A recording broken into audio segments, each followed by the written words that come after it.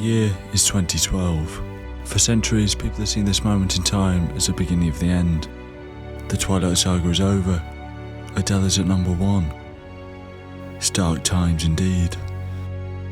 To lead us out of the darkness and into the light to a group of former disgruntled LucasArts employees. With their hands an invaluable IP, they release a simplistic point-and-click episodic adventure with dated graphics, even for 2012. So naturally, it takes the industry by storm, sweeping the end-of-year awards and selling 8.5 million units by the end of the year. Telltale were set to join the heavyweights of the industry, and they weren't going to let this opportunity pass them by. They set about acquiring new IPs, maybe a few too many IPs, maybe more IPs than they could actually afford. All these IPs created a perpetual state of crunch time, pushing the company to hire more and more employees.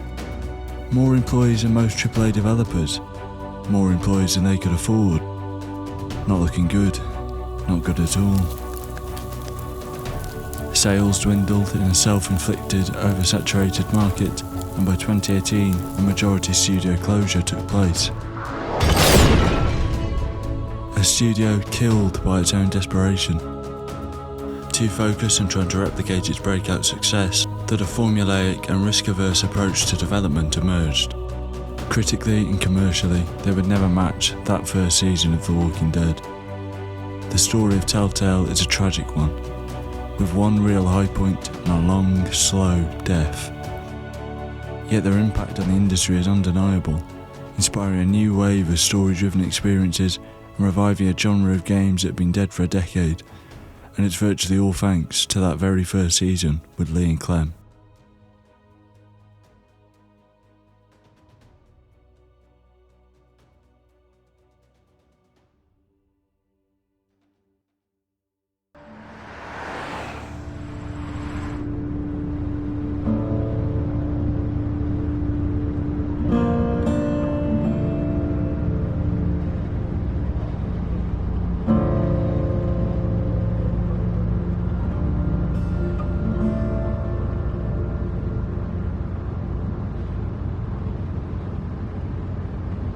Well, I reckon you didn't do it then.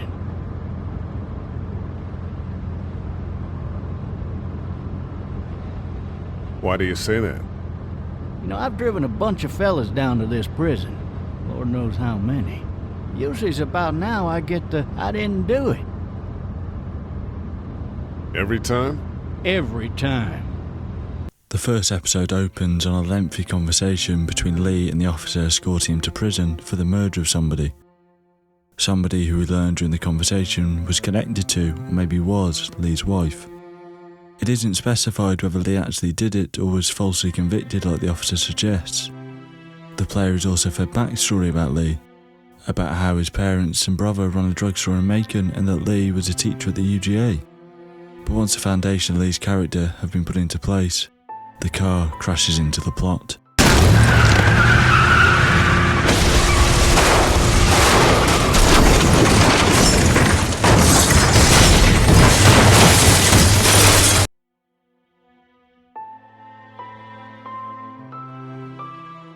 Lee wakes up dreary and dazed, trapped in the back of the police car. The officer escorting Lee, now dead, lays outside the car. The officer's shotgun rests by the car and a lone shell on the ground. Lee gets out of the car and his handcuffs, but once he does... Officer? Holy shit!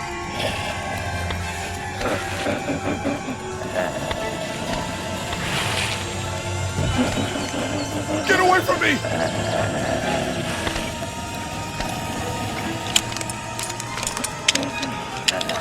Shit! Where the hell are you?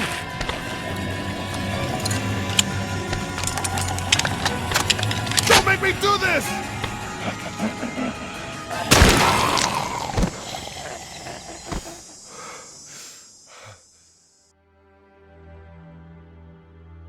The gunshot attracts all nearby zombies, and Lee is forced to limp his way through the wood and over the fence of the nearest house. While trying to find help inside, you meet Clementine, a young girl whose parents went away for the weekend, leaving her with a babysitter that attempts to eat you 2 minutes later. Knowing that she is almost certainly an orphan now, Lee decides to look after Clementine. Deciding to get out of the city, they run into Sean, who offers him a lift out of Atlanta to his family's farm. At this point, the player could be forgiven for thinking Lee is an anti-hero. Sean potentially even says, "For just some guy, it seems like you saved a bunch of lives today." And we've all seen this arc before. Lee's done some bad things in his past, but he seems like a normal guy, and the responsibility of taking care of a young child will put him on the right path for whooping ass, looking good and saving lives. Making good moral choices and going on an emotional journey of atonement and change. But this isn't that type of story. Oh, and I'd start checking the attitude, friend.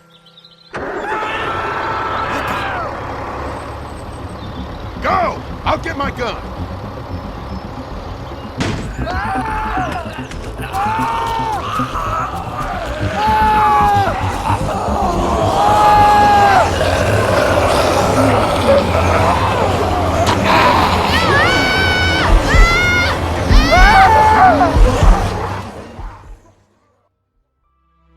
Once at the farm, you have to choose between saving Sean or Duck, a young boy whose family were taken in by Sean and his dad, Herschel. Many players, like myself, will have seen this as a choice for who you save first, expecting to save both. Lee is a protagonist and this is his first heroic act. But instead, no matter who you choose, one will die. This should have been obvious. To save them both from this situation, Sean stuck under the tractor and zombies clawing at both, isn't possible. The devs do a brilliant job here.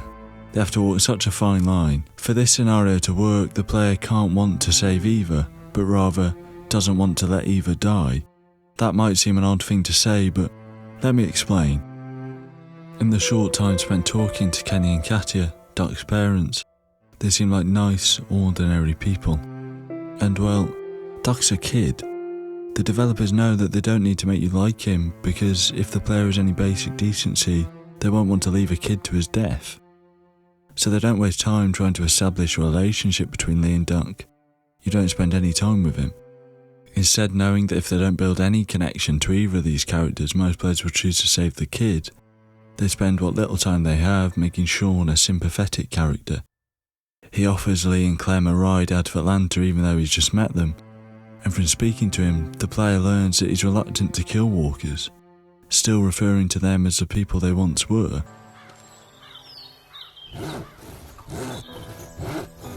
My dad doesn't know how bad it is. No, he doesn't. I saw a guy in Atlanta kill a kid. A boy. Just shot him right in the face. Was the boy one of the walkers? I don't even know. He was either attacking the guy or asking for help. He didn't even hesitate. He just turned, put the barrel of the gun right between the kid's eyes, and pulled the trigger. You don't see things like that. It's not like in the movies. They don't fall like you think. Did you have to do it? Do what? Kill. Have you had to off one yet? Oh, I bashed a poor girl's brains in. Whoa. I couldn't do that. Sean is clearly a nice guy. However, if they make him too sympathetic and start building a relationship between him and Lee, then who cares about Duck anymore? He's some kid. He'll probably slow everybody else down, and Sean is just a good guy who's bound to be pretty useful.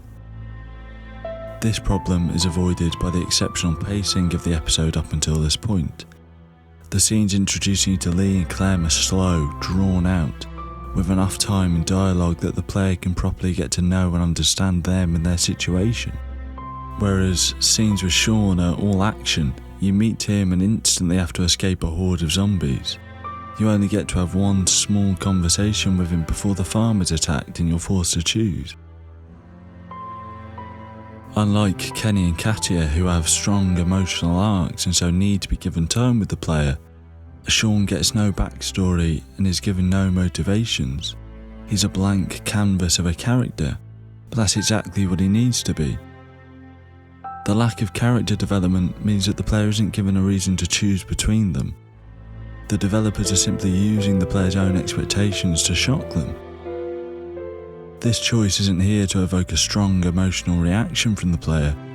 It's purely meant to act as an introduction and subsequently a reminder of how these scenarios will play out. So that when they're repeated, like in the drugstore with Doug and Carly, characters that have been properly developed in a way where the player will probably want to save both, rather than not having a reason to let either die, which makes this decision so much harder because you now know that's not going to happen.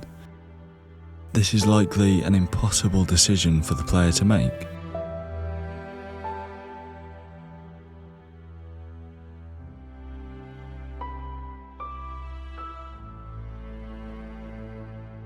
Despite its name, this game isn't about zombies. Although being turned into a Happy Meal is a constant threat, to understand the point I'm trying to make, you just have to look at the game's opening screen. Telltale is a developer of games about choice.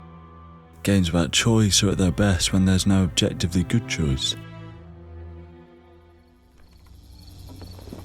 Stop! Just stop! I'm coming out.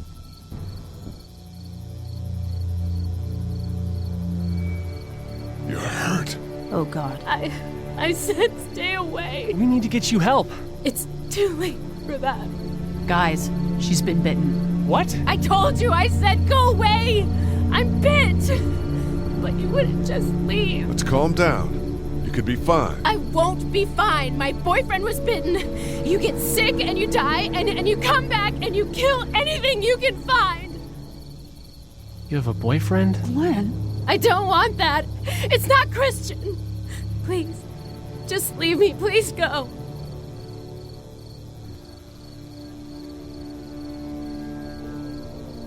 Okay, we'll leave.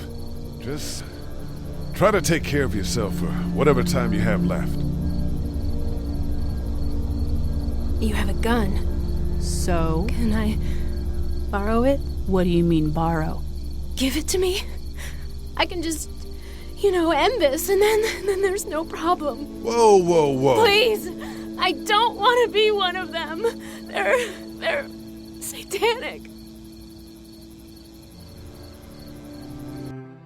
The setting is extreme, the threat of death is constant, and social structures and safety nets have disintegrated, so tensions are obviously high, and situations where there is no right answer don't have to be manufactured. Look at her, Carly. There's no happy ending to this.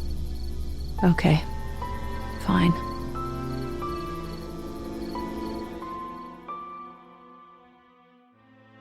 After the encounter on the farm, Lee and Clem travel with Kenny and Katia and Duck, if you chose to save him, to Macon. There they are saved from a horde by a small group of survivors holed out in the drugstore Lee's family used to own, but Duck is badly hurt. Here the player meets Lily and her dad Larry, Doug, Glenn and Carly. Larry, having not seen the camera angle that clearly shows Duck not being bitten, wants the group to either kill him or throw him out before he turns. This is possibly the only decision in the entire series that's easy to make. If you side with Larry, you're an asshole. But Larry himself isn't necessarily an asshole. He wasn't there, he didn't see what happened. All he's seen is a small boy covered in zombie gunk. You can completely understand why he wants to deal with the situation before it happens. He believes that Duck is about to turn, he can't be sure, but he thinks so. That potentially makes Duck a danger to the group and his daughter. So Larry's position is one Lee and the player can understand, even if they don't agree with it. But they will have an even greater understanding of his position when they get to the meat locker. You can't keep us in here! Open up! I will tear you fuckers apart with my bare hands! We gotta find another way out of here! You sick fucking bastards! Open this door, god damn it! I will knock the goddamn Dad, door down! stop. It It was a person. They tried to make us eat a person. But you didn't do it. No. The rest of us did, goddammit! If you hadn't dragged your feet... Come on, Dad. Now's not the time. What happened? The man hit you. They threw us in the meat locker. Lee, we gotta get out of here. If they so much as touch my family, I'll kill those sons of bitches. Get us out, you sons of bitches! Dad! This goddamn thumbsucker was the one who brought us here! Will you all just shut the fuck up? I'm scared. Don't be. It's gonna be okay. I'm gonna find us a way out of here.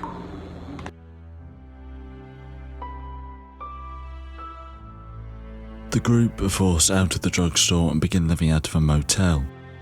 But as the months pass, the resources, especially the food, begin to run out.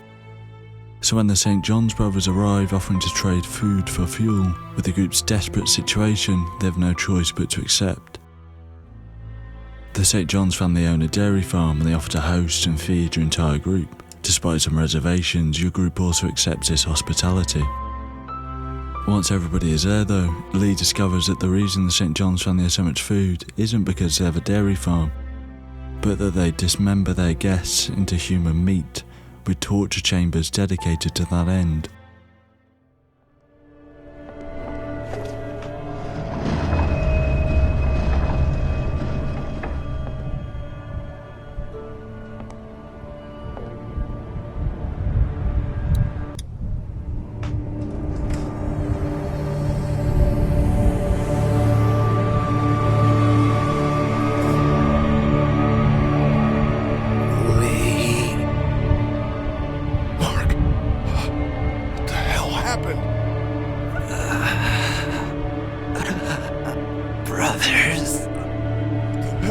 To your legs, man?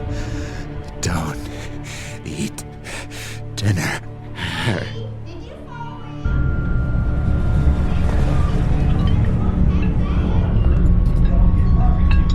Clementine.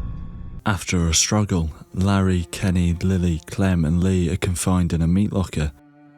And when things can't get any worse, Larry suffers a heart attack. Now this may seem convoluted, but Larry's heart problems have been a consistent part of his character from the moment the player meets him. And now you're stuck in a meat locker with a 6'4" man mountain who's potentially dead. You might think, so what? Well, the group have already learned that it's not just the bite that causes people to turn. Everybody turns after they die, with or without a bite.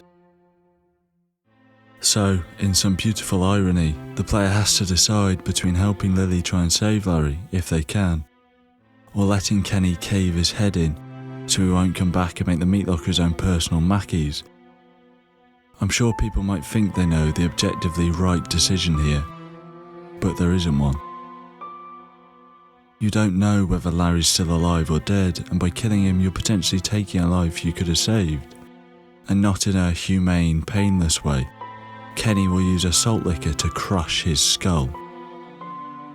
But if you do attempt to revive him, and he is dead, then you're putting the whole group, and Clementine especially, in an unbelievable amount of danger. Larry is a big, imposing 300-pound presence, and wouldn't exactly be easy to deal with as a walker, especially when Lee, Kenny and Lily are unarmed. This is an uncomfortable decision. The player is forced to choose between giving themselves 100% safety by undertaking a horrific act and taking a punt that you can revive someone without medical equipment. And this all has to be decided in just 20 seconds. In those 20 seconds, players don't have time to think these decisions through, meaning they will often make a decision that, after the timer is gone and they've had a chance to think it through, they will regret.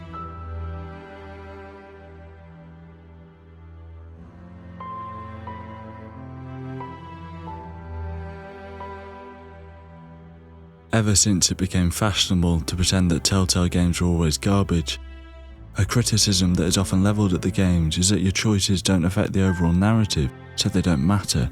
But I think this misses the point. Yes, your choices don't affect the overall story or the end game. No matter who you choose to try and save on the farm, Sean dies and Duck lives. Whether you side with Larry or Kenny, Duck isn't cast out from the group or killed, and Larry is dead whether you drop a salt licker on his head or not. But like I said before, The Walking Dead, as a franchise, as a world, isn't about zombies. It's about the human condition. What happens to our humanity and morality when death is everywhere? When everything else fades away and all that matters is staying alive, what do we do? The choices matter because a game can do something a comic or TV show can never do. It can ask the player, what would happen to your morality and your humanity?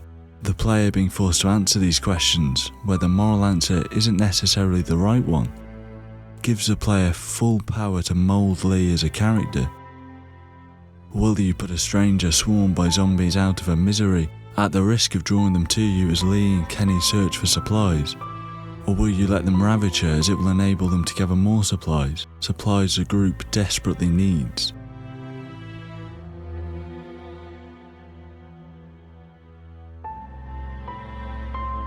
After escaping the meat locker, the player can choose to kill the St. John's brothers. There are no narrative repercussions here. If you don't kill them, the walkers will. But the aftermath comes from Clem. She sees Lee driving a pitchfork into Danny St. John, and she will question you about it later in the game. She won't confront you. The game doesn't try and tell you how you should feel about the actions you got Lee to take. Instead, it's simply asking the question. The player can confess their guilt to Clem, show remorse for their actions, or they can stand by them. This matters because it affects who your version of Lee is and his relationship with Clementine. The game is reacting and moulding to your decisions, not narratively, but by consistently reminding you of your decisions and their ramifications. And this is where the experience becomes unique for each player on each playthrough. The internal politics of the group is used to create believable conflict that the players will have different involvements in, both depending on and affecting Lee's relationship with the game's cast of characters. The perfect example of this is Ben. While out hunting at the beginning of the second episode, Starved for Help, Lee and Kenny find Ben in the woods with his friend Travis and his band teacher, Mr. Parker, who is caught in a bear trap. Depending on the player's decisions, Ben and potentially a legless Mr. Parker are brought back by Lee and Kenny to the motel, as the group are, starved for help. The prospect of trying to feed two more people scares and angers Lily, who has assumed control of rationing the food and medicine. Her assuming of control has angered Kenny, who believes that the group can make their own decisions. This early in the story, the player has no real stakes in the conflict, but is asked to choose, side with Kenny or Lily, angering the other, or choose not to take a side, damaging your relationship with both. For Ben, at the moment all the player knows about him is pretty much nothing, but he's creating friction in the group and he's only been a part of it 5 minutes. After the, events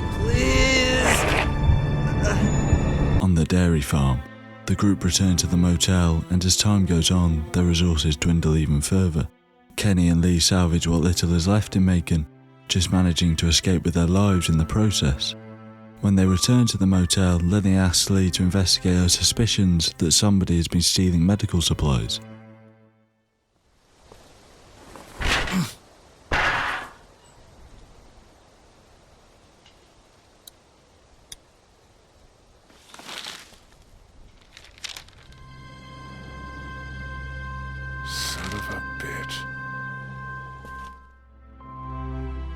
Before they can find out who it is, the camp is attacked by the bandits those supplies were meant for, and the group have to flee in the RV, where Lily turns on Ben, accusing him of being a plant.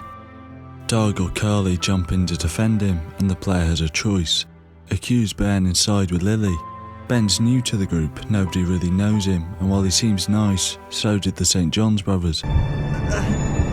Someone! Or you can defend Ben, potentially even having Lee try and take the blame for the theft. Ben is just a kid after all, and the likelihood of him being able to orchestrate a deal with the bandits is unlikely. Either way, frustrated at the lack of decisive action by the group, Lily goes to kill Ben, but instead kills Doug or Carly. But this plotline isn't over, because Duck was bitten during the raid, something Katia shares with Lee in the RV. Duck's health deteriorates rapidly, and the time comes to stop him from turning. Look, Clem, things are... What the? No! Ben, take Clementine into the train. Go. It'll be fine.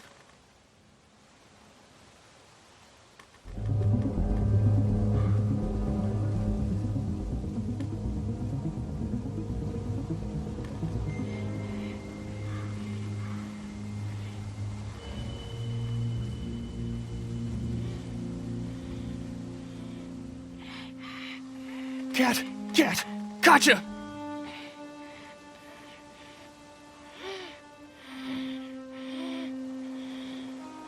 Why, Cat? Honey, oh, fucking God.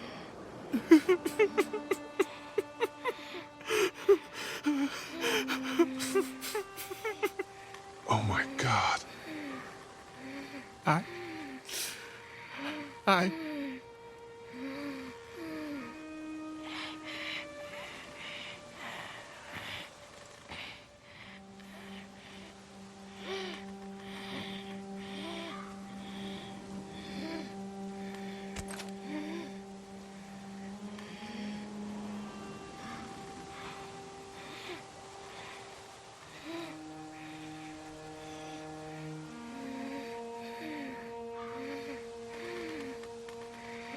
What do we do?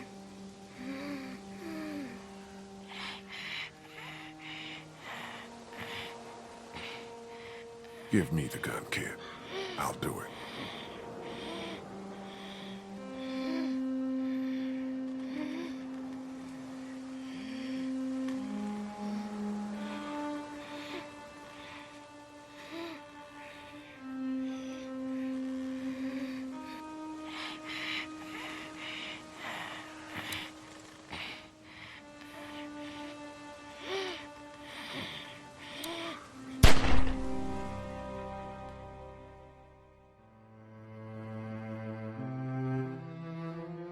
Racked with guilt for the death of Katia and Duck, Ben confesses to Lee that it was him who gave the supplies to the bandits.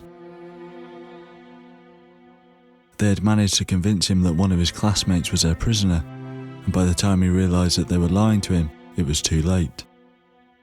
This plotline could have easily appeared convoluted and forced, becoming boring and possibly frustrating to play out, but it lands.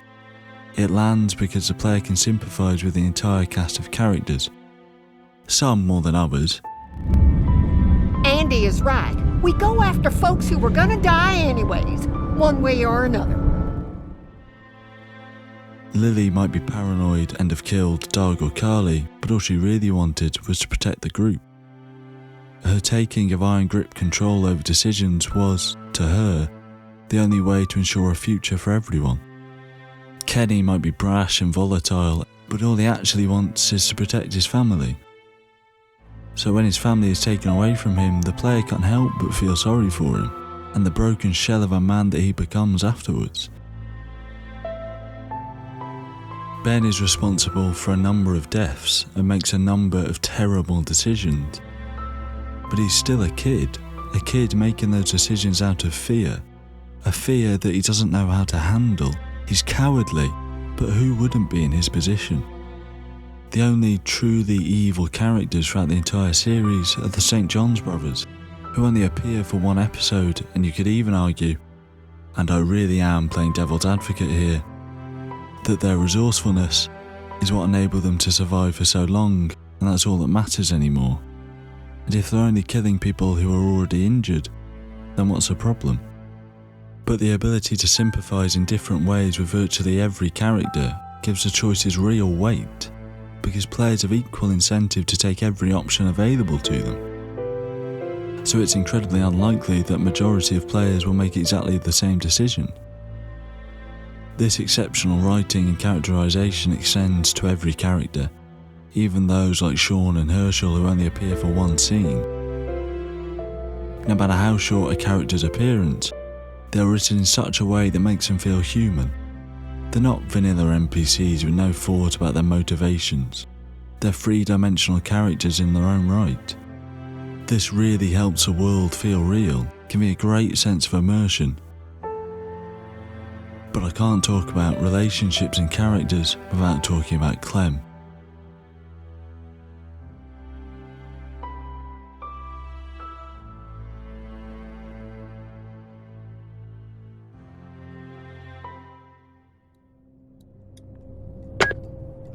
New messages. Message 1, left at 5:43 p.m. Hey, Sandra, this is Diana. We're still in Savannah. Ed had a little incident with some crazy guy near the hotel, so we had to get him back to the ER and have it checked out. Anyway, he's not feeling well enough to drive back tonight, so we're staying an extra day. Thanks so much for looking after Clementine, and I promise we'll be back in time before your spring break. Message 2, left at 11:19 p.m. Oh my God, finally. I don't know if you tried to reach us. All the calls are getting dropped. They're not letting us leave and aren't telling us anything about Atlanta. Please, just leave the city and take Clementine with you back to Murrieta. I've got to get back to the hospital. Please let me know that you're safe. Message 3, left at 6:51 a.m. Clementine, baby. If you can hear this, call the police. That's 911. We love you. We love you. We love you. No relationship is more important for the series or more memorable than the one between Clementine and Lee. Lee's affection towards Clementine is obvious from the moment they meet, as is Clem's naive nature and innocent view of the world. Their relationship starts off purely as a stranger trying to look out for a little girl, but over the course of the series, a strong paternal bond forms. This bond, in the player's eyes, isn't formed through spectacle, by having Lee save Clem from the walkers and kicking ass, although that does happen a lot. It's built by the small and quiet moments. Having Clem run to Lee when the lights go out at the motel and finding her a bandage when she cuts her finger, or cutting her hair on the train. Although there is a base connection built by Lee teaching Clem how to survive, and her affection to him for that, the extent to which their bond is built further is up to the player, and the game pulls a very simple trick to motivate players into doing so. Clem is the most sympathetic character, a completely innocent character who holds a strong emotional attachment to a broken walkie-talkie, and able to be away from it for long as it's all she has left to remind her of her parents. Her view of the world is uncorrupted by the desperation of the group's situation. When the group, starving, weak and cold, stumble upon a car full of food and supplies, with not a soul in sight, Clem doesn't want any part of the group's decision to take those supplies. Because even without evidence that the owners of the car are still alive, she doesn't want to steal from others. After Ben admits to Kenny and the group that he has set in motion the events that led to the death of Kenny's family and Doug or Carly, Clementine steps up for him when the others want to cast Ben out. She doesn't want the group to leave him to almost certain death because he's her friend. Even though he left her to die earlier in the episode, she doesn't hold prejudices or grudges. She is simply led by a sense of right and wrong, and she's the only character who is. And because she can't protect herself, at least not when the player first meets her, players will want to protect her. And that is the most important step in getting players invested in Lee and the entire story. The innocence that makes Lee want to protect her also gets him killed. She's out cold like I've never seen.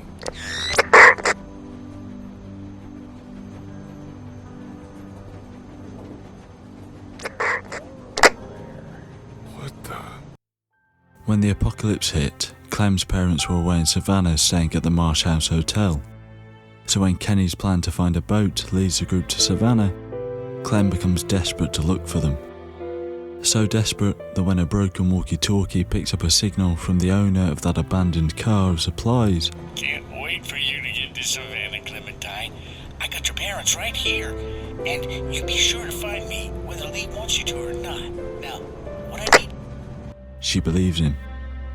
After the group arrive in Savannah and focus on finding a boat rather than her parents, she decides to take things into her own hands, heading to him on her own.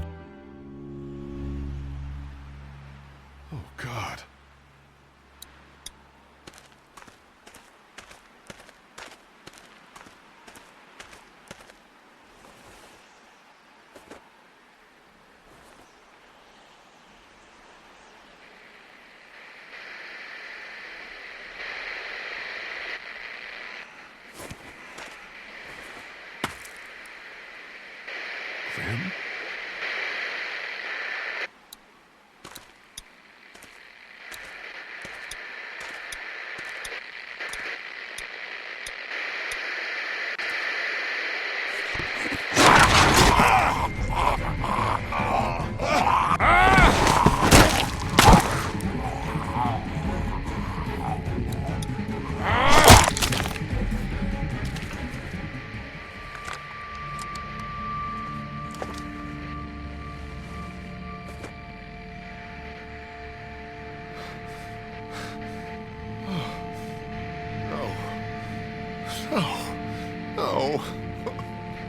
No.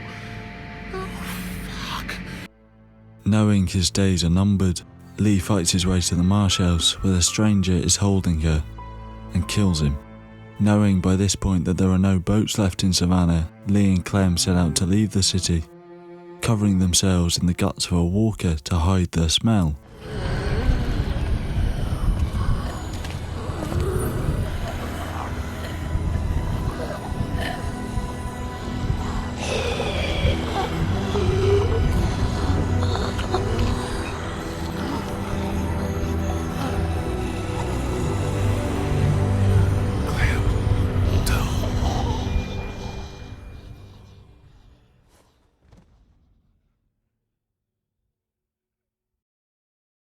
Clem, unaware that Lee's bitten, has locked herself in with him on the verge of turning.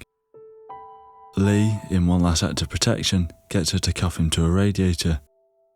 The player then directs Clem to her escape in a nice twist on the gameplay loop that has come before. But the game design here also presents a dark problem, a problem that Lee and Clem have to deal with.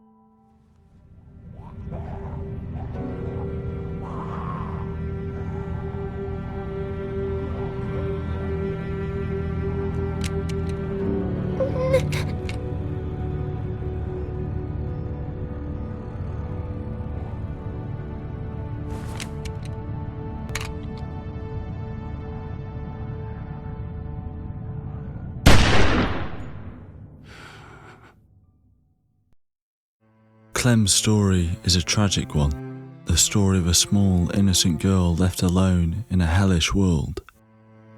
In the first episode, she loses her real parents, and her last act is to lose the man she loved like a father. Clem's arc is grim, it is heartbreaking, but in a strange way that I can't quite articulate, it's perfect.